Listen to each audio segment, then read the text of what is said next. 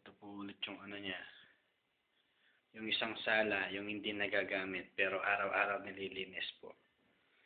Kita nyo naman po, dapat linisin to kasi ito lagi yung tinitignan ng amo. Pinapabango ko to, lahat. Yung punasan, pinapakintaban, pati yung saig. Kita nyo naman po, ang kintab-kintab na saig. Ayan, kitang-kita nyo po. Tsaka ito po yung ano, yung kusina po mamaya na, pag nalinis na po. Ito po ay medyo yung entrance. Ayan. Ayan po. Tapos ito po yung sala kung saan kami nanonood. Yung laging nagagamit. Ito.